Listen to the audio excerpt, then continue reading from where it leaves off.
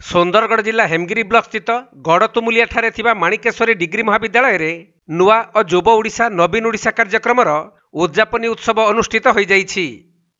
एही अवसर में प्रथमे महाविद्यालय प्रतिष्ठाता रविनारायण शतपथी ईश्वरी प्रसाद सिंह और गजाधर माझी प्रतिमूर्ति माल्यार्पण करी पूजार्चना करथिले। परे महाविद्यालय अध्यक्ष लक्ष्मीकांत जेना सभापतित्व रे एही उद्यापनी उत्सव अनुष्ठित होइथिला। एथिरे मुख्य अतिथि भावे जिला परिषद अध्यक्षा कुंती प्रधान जोगदे युव ओडिशा नवीन ओडिशा कार्यक्रम छात्र छात्री मानक अंतर्निहित गुणात्मर विकास करने एक सुजोग सृष्टि करिछि बोली मत व्यक्त करथिले।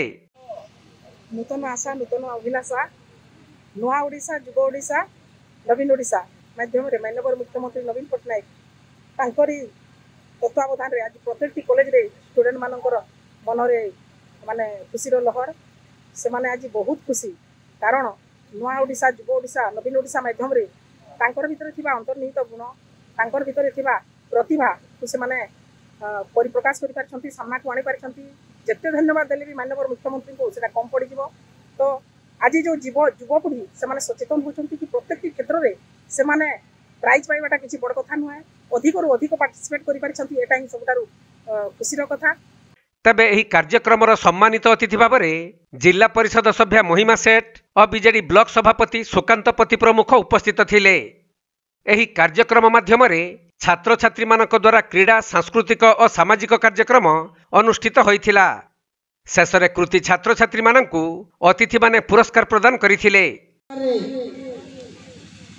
स्थान पाइछि जोथरे कि बिरसा मुंडा हॉकी स्टेडियम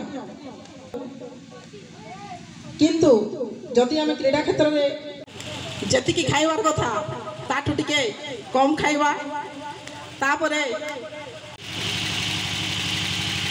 5 लक्षण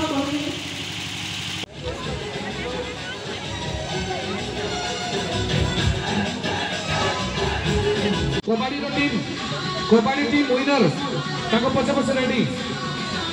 सुंदरगढ़ जिल्लारू चैतन्य पटेल रिपोर्ट कोणार्क लाइव।